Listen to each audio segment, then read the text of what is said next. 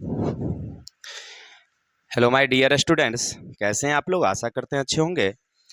आज हम लोग पढ़ेंगे क्लास 10th केमिस्ट्री का जो थर्ड लेसन हमारा धातु और अधातु, इसके बारे में हम लोग पढ़ेंगे। नहीं, इससे पहले भी हमने आपको 3 वीडियो दे चुके हैं। तीनों वीडियो आप अगर हमारा पूरा देखना चाहते हैं चैप्टर का व्याख्या, तो आप हमारे चैनल पर जाइए और तीनों वीडियो को बारी बारी से प्ले कीजिए और देखिए उसमें क्या क्या बातें बताई गई है। ठीक है, ज़्यादा समय न लेते हुए हम लोग पढ़ते हैं। आज आज हमें इससे पहले हम लोग कल पढ़े थे कि वैद्युत संयोजक यानी आयनिक यौगिक जो होते हैं उनके क्या क्या गुण होते हैं। फिर हमने पढ़ा था सहसंयोजक यौगिक हैं, उनके क्या क्या गुण होते हैं और उनमें दोनों में क्या क्या अंतरें होती है। इसका हमने फुल डिटेल्स भी दिया था, नहीं दिया था, क्या क्या गुण होते हैं उनके बारे में। फिर हमने बताया था कि खनिज क्या है, अयस्क क्या है, नहीं, और धातु क्रम के बारे में हमने बताया था।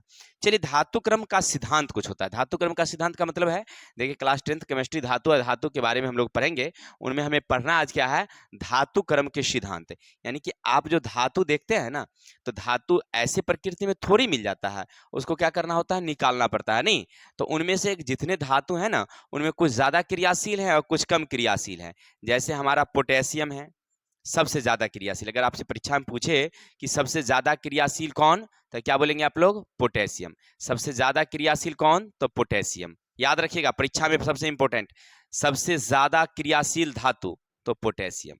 और सबसे कम अगर पूछ दिया तो लिखिएगा सोना या चांदी। वहां ऑप्शन में रहेगा सोना या चांदी, तो सोना रहेगा तो सोना मारिएगा, नहीं चांदी रहेगा तो चांदी। और सबसे ज्यादा क्रियाशील रहेगा तो कौन, पोटेशियम। अगर पोटेशियम नहीं रहेगा तो सोडियम रहेगा। ठीक है, यानी ऐसे तो पोटेशियम ही सबसे ज्यादा क्रियाशील है, दूसरे नंबर का है सोडियम। सोडियम, इसके अलावे है कैल्शियम, मैग्नीशियम, ये ज्यादा क्रियाशील है। तो देखिए, कोई भी धातु से, सॉरी, कोई भी अयस्क है और उस अयस्क को आपको अगर निकालनी है तो उससे सांद्रण करने के लिए, धातु क्रम करने के लिए सबसे पहले उनमें हमको ध्यान देना होता है कि क्रियाशीलता कैसी है।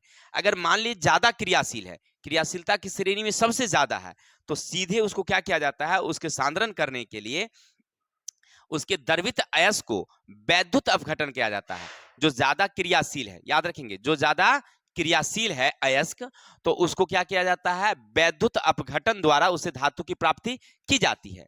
लेकिन जो मध्यम है, जो मध्यम क्रियाशील वाले हैं, जैसे आपका जस्ता है, लोहा है, सीसा है, ये मध्यम क्रियाशील धातु है। तो ऐसे अयस्कों को सांद्रण करने के लिए उनके जो सल्फाइड अयस्क है या कार्बोनेट अयस्क है, उसको हम लोग किस में बदलते हैं, पहले ऑक्साइड के अयस्कों में बदलते हैं, तब उसका सांद्रण करते हैं। वो हम आगे देखेंगे बारी बारी से जो कैसे करते हैं, लेकिन समझिए पहले ऐसे। और जो सबसे कम है, न्यूनतम क्रियाशील है, तो उनके निचले वाली क्रियाशील श्रेणी में उन धातुओं को भर्जन द्वारा हम लोग उसको करते हैं। भर्जन का मतलब क्या, गर्म करके। भर्जन का मतलब गर्म करके, हम लोग पढ़े थे कल, निस्तापन और भर्जन के बारे में भी पढ़े थे। तो उसको गर्म करके हम लोग उसका सांद्रण करते हैं। नहीं, तो सांद्रण के सिद्धांत कितने, तो 3। सांद्रण के सिद्धांत कितने, 3। जो सबसे ज्यादा क्रियाशील होगा तो उसको हम लोग करेंगे वैद्युत अपघटन। जो मध्यम क्रियाशील होगा तो पहले सल्फाइड या कार्बोनेट को हम लोग किसमें बदलेंगे, ऑक्साइड वाले अयस्क में, फिर उसका सांद्रण करेंगे। और जो सबसे न्यूनतम होगा उसको हम लोग भर्जन द्वारा करेंगे।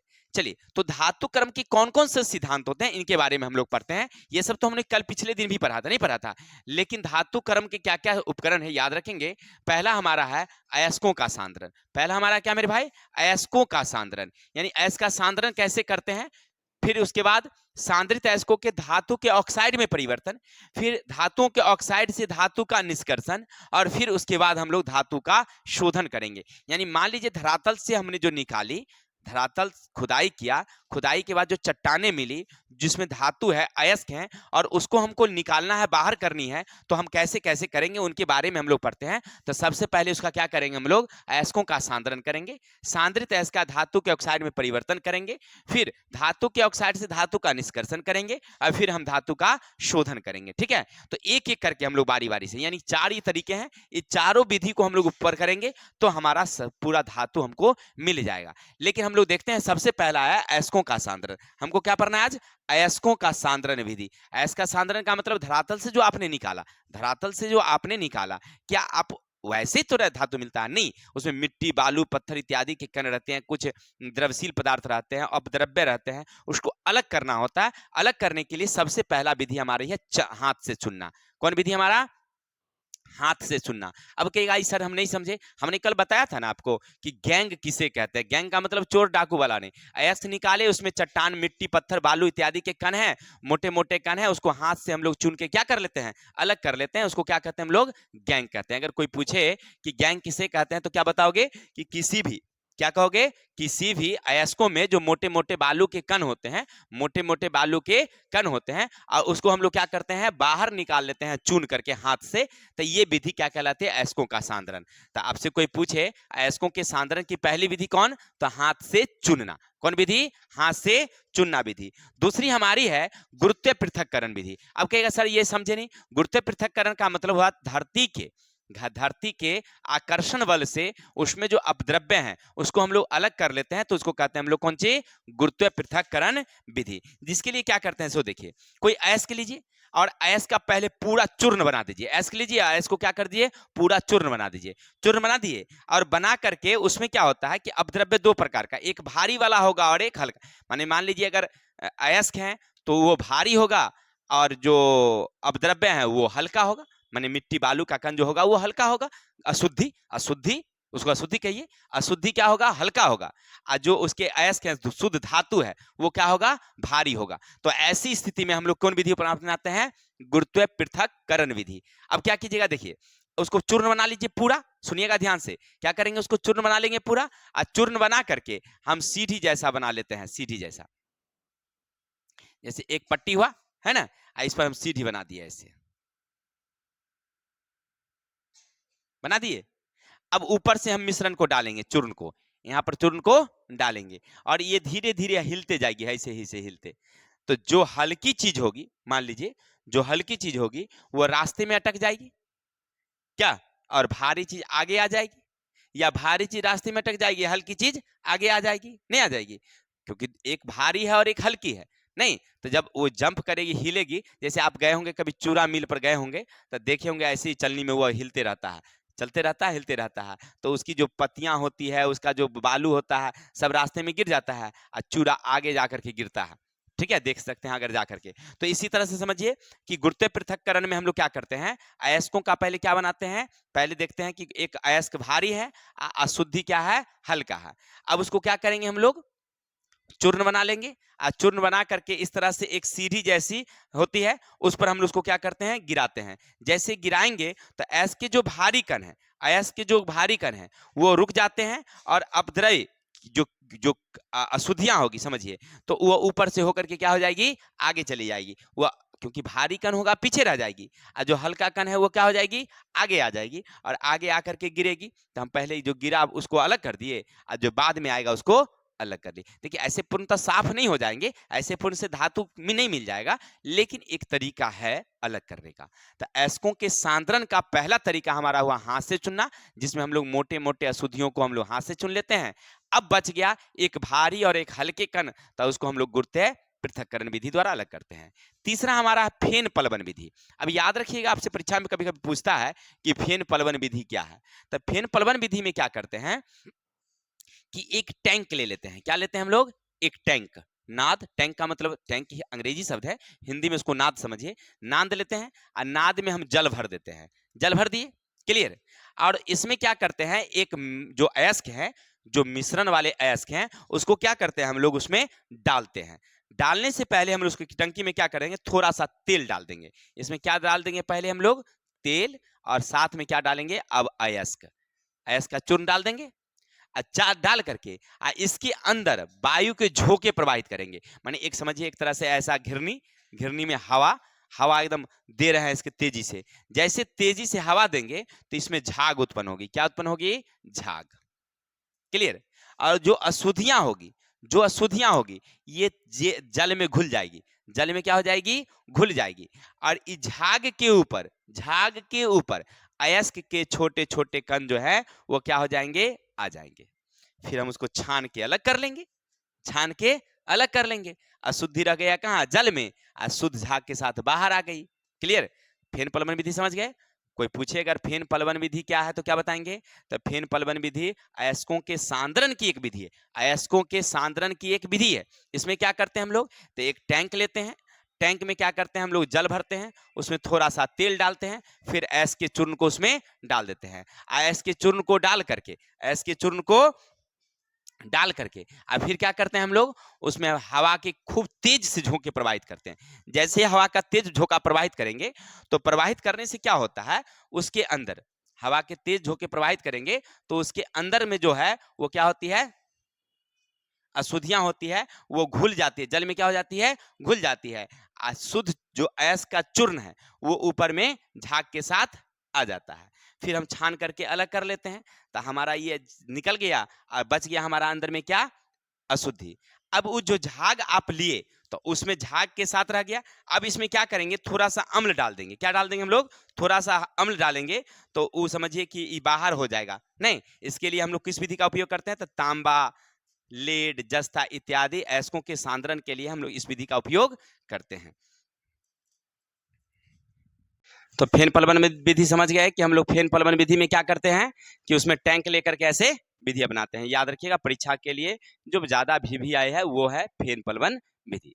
अगला हमारा अयस्कों का सांद्रण है गलनिक पृथक्करण विधि। कोई पूछे कि भाई गालनिक पृथक्करण विधि क्या है, तब देखिए कोई ऐसे अयस्क हैं, याद रखेंगे कोई ऐसे अयस्क हैं जिसमें अपद्रव्य जो है वो गलने वाला हो, समझे, गलने वाला अपद्रव्य हो तो उसको हम लोग कौन विधि से अपनाएंगे, गलनिक पृथक्करण विधि। अब क्या करेंगे, उसको हम लोग गर्म करेंगे, समझिए। अब गर्म करने के बाद जो उसमें जो गलने वाला अपद्रव्य होगा वो गल करके क्या हो जाएगा, अलग हो जाएगा। गल करके क्या हो जाएगा, अलग हो जाएगा, पिघल करके, समझिए तो। और जो अशुद्ध होगा वो हमको मिल जाएगा। क्या, जैसे मान लीजिए कोई ऐसा अयस्क आपको मिला, उसमें अशुद्धि ऐसी मिली हुई है, अशुद्धि ऐसी मिली है जो गलती हो, पिघलती हो, तो हम उसको क्या करेंगे, गर्म करेंगे। गर्म करेंगे तो उसका अशुद्धियां गर्म होकर के क्या हो जाएगी, पिघल जाएगी, तो बाहर वो निकल गई, अशुद्ध हमको फिर से प्राप्त हो जाएगा। तो इसको कहते हैं हम लोग गालनिक पृथक्करण विधि। याद रखेंगे, गालनिक पृथक्करण विधि, ठीक है। अब द्रव्य जो होता है उसको उसको हम पीछे छोड़ देते हैं, हटा देते हैं, ठीक है। चलिए आगे हमको पूछता है चुंबकीय पृथक्करण की विधि क्या है। याद रखेंगे, ऐसे जो इंपोर्टेंट है वो आपको हम ज्यादा बता रहे हैं, तो ठीक है। तो चुंबकीय पृथक्करण क्या है, तो आप समझ ही रहे हैं कि मान लीजिए कोई ऐसे अयस्क आपको निकला जिसमें एक चुंबकीय पदार्थ है और एक अचुंबकीय पदार्थ है, माने चुंबक में चिपकने वाला है और एक चुंबक में चिपकने वाला नहीं है। अब ऐसे अपद्रव्य हैं तो उसको अलग करने के लिए किसका उपयोग करेंगे, चुंबकीय पृथक्करण विधि का। जैसे मान लीजिए इसमें लोहे के कण हैं और कुछ मिट्टी के कण हैं, तो आप तो समझ रहे हैं ना कि लोहा चुंबक में क्या हो जाएंगे, चिपक जाएंगे, लोहा चुंबक में, लेकिन मिट्टी तो नहीं चिपकेगी। अब एक शक्तिशाली चुंबक ले लीजिए, ले लीजिए और उस पर चला दीजिए, निकल गई, नहीं निकल गई, जो क्लास 9th में आप पृथक्करण विधि में देखे होंगे। लेकिन हमें यहाँ अयस्कों का सांद्रण करना है, तो इसके लिए क्या करते हैं, सो देखिए। एक शक्तिशाली चुंबक यहाँ लगा दीजिए, चुंबक, क्लियर है, और यहाँ पर एक घिरनी लगा दीजिए, यहाँ एक घिरनी लगा दीजिए, पट्टी, और ऊपर जैसे आटा चक्की में नहीं देखे होंगे पट्टी लगा रहता है और वो चलते रहता है, चलते रहता है, क्लियर। अब ऊपर से क्या करिए आप, ऊपर से क्या करिए, इसमें चूर्ण डालिए, चूर्ण डाले, ऊपर से आप क्या करिए, चूर्ण डालिए। तो जैसे चूर्ण डालिएगा तो वह तेजी से आगे बढ़ेगी, लेकिन यहाँ शक्तिशाली चुंबक लगी हुई है। जैसे चुंबक लगी हुई है तो जो चुंबक में चिपकने वाला होगा जब गिरने लगेगा तो चुंबक उसको अपनी ओर क्या कर लेगा, खींच लेगा। और जो चुंबक में चिपकने लगे नहीं है वो क्या हो जाएगा, दूर जाके गिरेगा हवा के वेग से। तो समझिए कि दोनों क्या हो गया, अलग हो गया।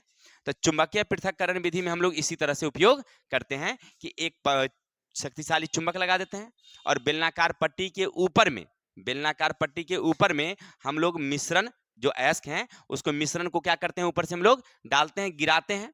जैसे गिराएंगे और वह तेजी से चलती है तो क्या होती है, जैसे आगे बढ़ती है तो चुंबक के कारण जो चुंबकीय पदार्थ है, मान लीजिए लोहा है, तांबा है, जो भी है, जो चुंबक में चिपकने वाला है वो क्या होगा, उसके नजदीक गिरेगा आकर्षण के कारण। और जो आकर्षित होने वाला पदार्थ नहीं है, जो चुंबक में नहीं आकर्षित होती है, वो क्या होगी, दूर गिरेगी। तो इस विधि से अब दोनों पदार्थ अलग हो गई नहीं। तो सांद्रण के ये तरीके हो गए हमारे पांचवें, कौन, चुंबकीय पृथक्करण। और अगला हमारा है निश्चालन।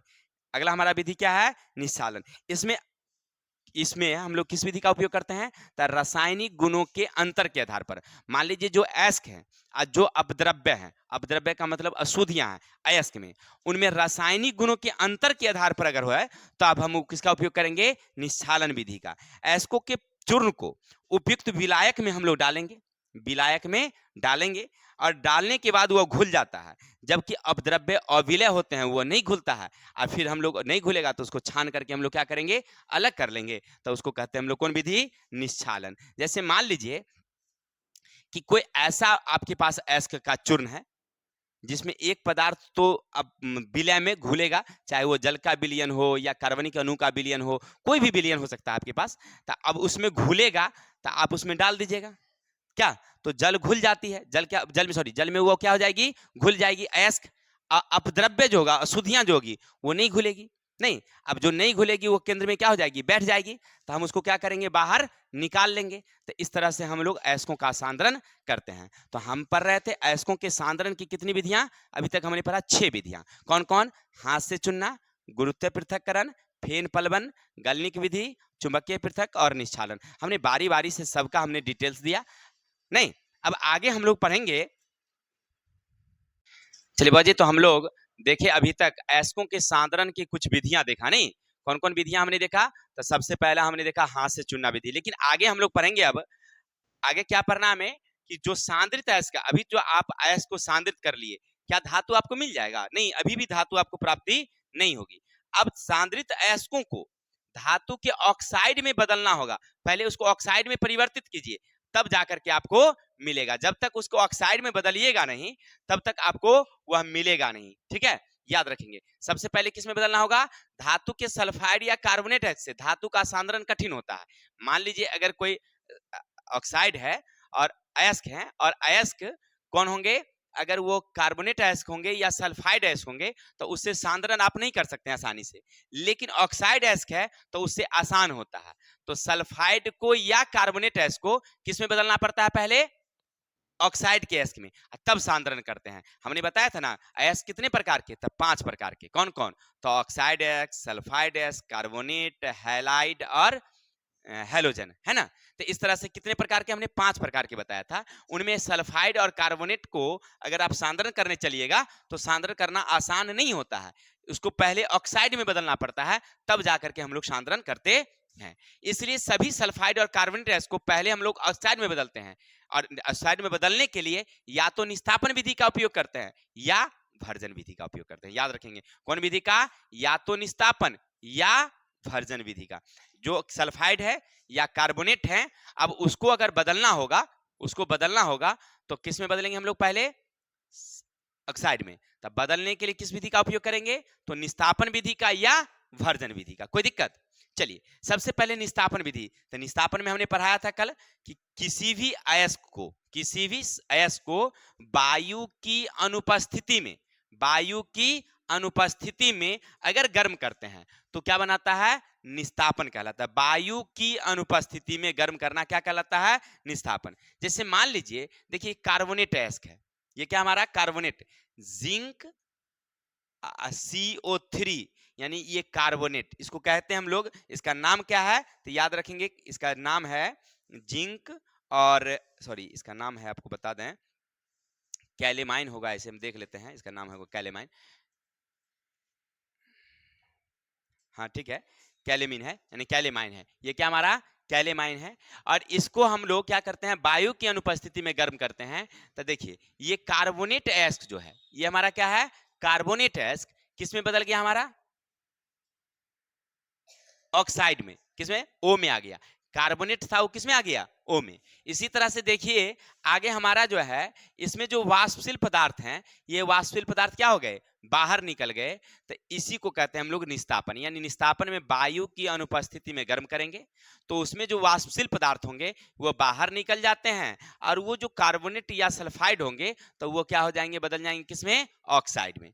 इसी तरह से भर्जन क्या है, तो वायु की उपस्थिति में, अब यहां पर क्या करेंगे, वायु की उपस्थिति में जब गर्म करेंगे तो वही क्या होंगे, सल्फाइड अयस्क या कार्बोनेट अयस्क किस में बदल जाएंगे, ऑक्साइड के अयस्कों में, तब उसका फिर से सांद्रण करेंगे। जैसे देखिए जिंक ब्लेड, यानी ZnS, ये S है, इसका मतलब ये क्या है, सल्फाइड अयस्क है। अब इसको हम लोग ऑक्सीजन की उपस्थिति में, यानी वायु की उपस्थिति में गर्म कर रहे हैं। देखिए पहला वाला में वायु नहीं है, इसमें वायु है, तो गर्म करेंगे तो जिंक ऑक्साइड, ये सल्फाइड अयस्क है, ये किस में बदल गया, ऑक्साइड अयस्क में। फिर देखिए यह है HGS सीने बार, इसका नाम क्या है हमारा सीने बार HGS। ये किसका अयस्क है याद रखेंगे, मरकरी का अयस्क होता है सीने बार। उसको ऑक्सीजन की उपस्थिति में गर्म करेंगे, वायु की उपस्थिति में, तो क्या बनता है Hg, यानी कि ये बनता है कौन Hg। Hg का मतलब क्या मरकरी, और ये सल्फर डाइऑक्साइड अलग हो जाता है। तो आपने क्या देखा कि जो सल्फाइड अयस्क है, जो सल्फाइड अयस्क है वो किस में बदल गया ऑक्साइड में। इसमें जो कार्बोनेट अयस्क है किस में बदल गया। तो आपने अभी तक क्या समझा कि किसी भी सल्फाइड या कार्बोनेट अयस्क को पहले किस में बदलना पड़ता है ऑक्साइड अयस्कों में। ऑक्साइड अयस्क में जब बदलेंगे तब उसका सांद्रण होगा। क्लियर। तो पहला हमारा था अयस्कों का सांद्रण, फिर आज है अभी दूसरा हम पढ़ रहे थे अभी क्या अयस्कों को पहले ऑक्साइड के अयस्कों में बदलना है। अब दो विधि कौन कौन, निस्तापन और भर्जन। आपकी परीक्षा की दृष्टि से एक बड़ा महत्वपूर्ण चीज है कि निस्तापन और भर्जन में क्या अंतर है। आपसे कोई पूछे कि ये बताइए भैया कि निस्तापन और भर्जन में क्या अंतर है, तो निस्तापन और भर्जन में निम्न अंतर है। ठीक है, याद रखिएगा, निस्तापन और भर्जन में निम्न अंतर है। निस्तापन वायु की अनुपस्थिति में होती है, जबकि भर्जन वायु की उपस्थिति में होती है। क्लियर। पहला अंतर समझ गया ना, निस्तापन में हवा नहीं रहता है, निस्तापन में हवा नहीं रहता है, लेकिन भर्जन में हवा रहती है। क्लियर। यानी कि निस्तापन की क्रिया वायु की अनुपस्थिति में, भर्जन की क्रिया वायु की उपस्थिति में। हो गया। दूसरा, निस्तापन की क्रिया जो होती है, जो हमारी निस्तापन की क्रियाएं हैं वह किसके लिए होती है, तो कार्बोनेट अयस्कों के लिए। देखिए कार्बोनेट अयस्क है, जबकि भर्जन की क्रिया जो होती है वह सल्फाइड अयस्कों के लिए होती है। क्लियर। तो आप अभी तक क्या पढ़ रहे थे, निस्तापन और भर्जन, निस्तापन और भर्जन में अंतर, निस्तापन और भर्जन में अंतर देख रहे थे। ठीक है, चलिए आगे चलते हैं। तो धातु के ऑक्साइड समझ गए। अब धातु के ऑक्साइड से धातु प्राप्त करना है। अब देखिए कुछ धातु के ऑक्साइड आप कर लिए, अब धातु के ऑक्साइड से धातु प्राप्त करने की हम लोग आगे बढ़ते हैं प्रक्रिया को। आगे जब बढ़ेंगे यानी कि धातु से आपको अगर मान लीजिए सॉरी ऑक्साइड जब निकल गया तो अब धातु को अलग करना है ना, तो धातु को अलग करने के लिए जब चलिएगा तो धातु से धातु प्राप्त करने के लिए उसकी क्रियाशीलता पर निर्भर करती है। अभी हमने बताया था क्रियाशीलता पर निर्भर करती है। अगर क्रियाशीलता में निम्न विधि का उपयोग किया जाता है, कौन कौन विधि, तो उष्मा द्वारा अवकरण। अब यहां से हम लोग अवकरण करेंगे। अभी देखिए अभी भी पूर्णतः हमें नहीं मिला है, अब कौन विधि करेंगे हम लोग, अवकरण विधि। अवकरण का मतलब होता है, अवकरण हम पीछे पढ़े थे ना, याद है ना, क्या, किसी पदार्थ से ऑक्सीजन को अलग करना, ऑक्सीजन अलग करना, या हाइड्रोजन से अभिक्रिया करना क्या कहलाता है, अवकरण। ऑक्सीजन से अभिक्रिया करती है तो ऑक्सीकरण, या ऑक्सीजन अलग होती है तो अवकरण। अब देखिए यहां पर उष्मा द्वारा अवकरण, किसी धातु में क्रियाशीलता अगर कम होती है, मान लीजिए क्रियाशीलता की श्रेणी में सबसे नीचे होता है, कोई ऐसे अयस्क हैं, कोई ऐसे धातु हैं कि क्रियाशीलता में सबसे नीचे हैं, जैसे हमारा सोना है, जैसे हमारा चांदी है, जैसे हमारा माने और कोई धातु नहीं ले लीजिए, तो वो क्रियाशीलता की श्रेणी में क्या है, सबसे नीचे है। अगर उनको अलग करना होगा तो उसको ऑक्साइड को सिर्फ गर्म कर देंगे, तो गर्म करने से ही वह क्या हो जाएगा, अलग हो जाएगा। जैसे हमारा सीनेवार, ये क्या हमारा सीनेवार है, याद रखेंगे ये क्या हमारा सीनेवार है HGS। अब ये HGS सीनेवार है, ये बहुत ही क्या है, कम क्रियाशील है। अब इसको हम लोग क्या करेंगे, सीधे गर्म कर देंगे वायु की उपस्थिति में, तो हमारा जिंक ऑक्साइड प्राप्त हो जाएगा, सॉरी सीनेवार ऑक्साइड प्राप्त हो जाएगा। फिर आगे बढ़ेंगे तो धातु प्राप्त करने के लिए याद रखेंगे, धातु प्राप्त करने के लिए क्या करना होता है, हमें सीधे गर्म करना होगा, किसके द्वारा, तो उष्मा द्वारा। क्लियर, यहां तक कोई दिक्कत। लेकिन इसके और तरीके भी हैं, और इसके कौन कौन तरीके हैं याद रखेंगे। तो आगे हमारा तरीका है रासायनिक अवकरण। कौन विधि हमारा, रासायनिक अवकरण। अब रासायनिक अवकरण क्या है, देखिए क्योंकि अभी क्रियाशीलता की श्रेणी में हमने बताया कि सब तो एक जैसा है नहीं, कुछ ज्यादा क्रियाशील है, जैसे में हमने बताया पोटेशियम, सोडियम, नहीं ये सब ज्यादा क्रियाशील है, कैल्शियम ज्यादा क्रियाशील है, कुछ मध्यम क्रियाशील हैं जैसे लोहा, तांबा, जस्ता, ये कम क्रियाशील है, और सबसे कम क्रियाशील की बात अगर करेंगे तो सोना, चांदी सब कम क्रियाशील है। देखिए अब कहता है कि कार्बन द्वारा यह विधि कार्बन और एल्यूमिनियम के चूर्ण के उपयोग से किया जाता है। मान लीजिए अगर रासायनिक विधि से अवकरण करना होगा, इसीलिए यानी गर्म करने से अगर काम नहीं चले, गर्म करने से काम नहीं चले तब क्या करोगे, नहीं तो अब क्या करेंगे हम लोग, या तो कार्बन या कार्बन के कोई अपरूप यानी चारकोल हो, कोयला हो, उसमें मिला देते हैं। अब मिला करके तब हम लोग एल्यूमिनियम मतलब उसका क्या करते हैं, अवकरण करते हैं, तो वह विधि कहलाती है कार्बन द्वारा अवकरण। जो मध्यम क्रियाशील श्रेणी में है, जो बीच वाला जैसे लोहा है, तांबा है, नहीं ये बीच में है। अब इसका अवकरण करना होगा, इसका इसको अवकरण करना होगा, तो अवकरण करने के लिए इसको में क्या करते हैं हम लोग, कोक, उसमें क्या करते हैं हम लोग, कोक या चारकोल को मिला करके तब गर्म करते हैं, तो वो किस में बदल जाता है, पहले उसे गैस बनती है, इसको कहते हैं हम लोग कार्बन मोनोऑक्साइड गैस, ठीक है। और ये कार्बन मोनोऑक्साइड धातु के ऑक्साइड को धातु में क्या कर देती है, अवकृत कर देती है। इस विधि को हम परगलन भी कहते हैं। इसको क्या बोलेंगे हम लोग, परगलन। तो अभी क्या देख रहे थे कि पहले तो हमने अयस्कों का सांद्रण किया, जो सांद्रित अयस्क थे उसको पहले हमने किस में बदला, ऑक्साइड में, ऑक्साइड में बदल करके अब उसको हम लोग अवकरण करते हैं। तो पहले तो उष्मा द्वारा अवकरण किए, अब उष्मा से अगर काम नहीं चलने वाला हो यानी मध्यम श्रेणी का जो अयस्क होगा, तो उसको हम लोग किसके द्वारा, कार्बन द्वारा करेंगे। कार्बन क्या करेंगे, कोक या चारकोल उसमें मिला देंगे, कोक या चारकोल उसमें मिला देंगे, मिला करके उसको हम लोग गर्म करेंगे, गर्म करने से बनेगा कार्बन मोनोऑक्साइड। याद रखेंगे क्या बनेगा, कार्बन मोनोऑक्साइड। और ये कार्बन मोनोऑक्साइड जो है धातु के ऑक्साइड को अवकृत कर देगा, माने इसको बाहर समझिए निकाल देगा, ठीक है। और जो गल गया तो गलने की प्रक्रिया को कहते हैं हम लोग परगलन। कोई दिक्कत, तो अभी तक पढ़ रहे थे कार्बन द्वारा, लेकिन मान लीजिए कुछ ऐसे भी अयस्क होते हैं जो कार्बन द्वारा अवकृत नहीं होते हैं, कुछ ऐसे भी अयस्क हैं जो कार्बन द्वारा अवकृत नहीं होते हैं, तब किसका उपयोग किया जाता है, तो याद रखेंगे एल्यूमिनियम द्वारा। उसका किसके द्वारा किया जाता है, एल्यूमिनियम द्वारा, ठीक है। अगर कार्बन द्वारा अवकृत ना हो तो किसके द्वारा किया जाता है, एल्यूमिनियम द्वारा किया जाता है, तो कहते हैं एल्यूमिनोथर्मिक विधि। याद रखिएगा, परीक्षा में पूछता है एल्यूमिनोथर्मिक विधि किसे कहते हैं, तब आप लिखेंगे कि किसी भी ऑक्साइड को सांद्रण करने के लिए, धातु प्राप्त करने के लिए एल्यूमिनियम से उसकी अवकरण कराया जाता है। एल्यूमिनियम से उसको क्या कराया जाता है, अवकरण कराया जाता है। तो इस विधि को कहते हैं हम लोग एल्यूमिनोथर्मिक विधि। क्या बोलेंगे हम लोग, एल्यूमिनोथर्मिक विधि। कोई दिक्कत, और एल्यूमिनोथर्मिक विधि में याद रखिएगा, जैसे मान लीजिए यहाँ पर एक सूत्र है, कभी कभी आपसे ये भी पूछता है कि रेल की पटरियों को, दरारों को भरने के लिए हम लोग वहां पर एक समीकरण लिखते हैं, कैसे लिखते हैं, तो आपसे परीक्षा में पूछता है, तो याद रखिएगा 3Mn, ठीक है, 3Mn3O4 प्लस, ठीक है, एल्यूमिनियम 8Al, क्लियर। इससे अब क्रिया करेगी तो बनाती है 9Mn प्लस, क्या बनाती है, तो 4Al2O3, ठीक है। यानी समझिए एक तरह से कि यहां पर मैग्नीज, ये क्या हमारा मैग्नीज के ऑक्साइड है, ठीक है। ये अभिक्रिया कराती है किससे, एल्यूमिनियम से, तो मैग्नीज बनती है और एल्यूमिनियम ऑक्साइड बनती है, ठीक है।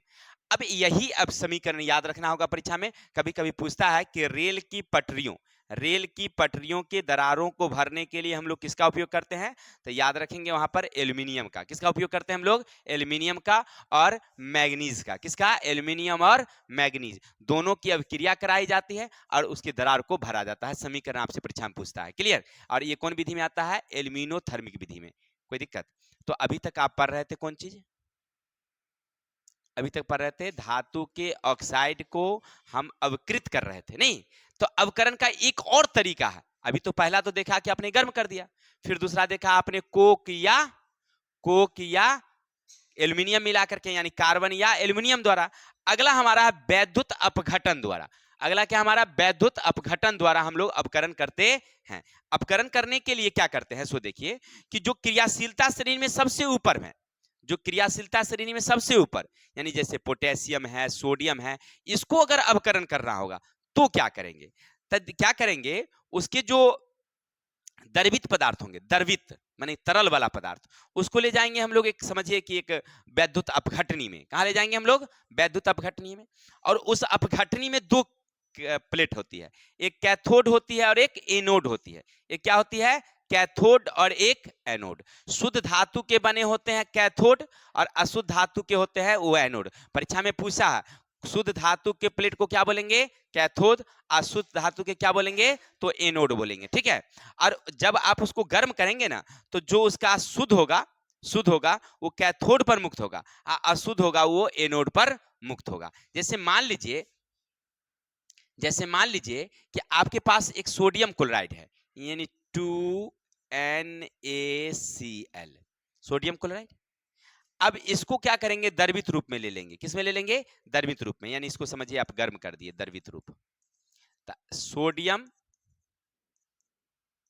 धनायन बनाता है, क्लोरीन ऋणायन बनाता है। क्लियर?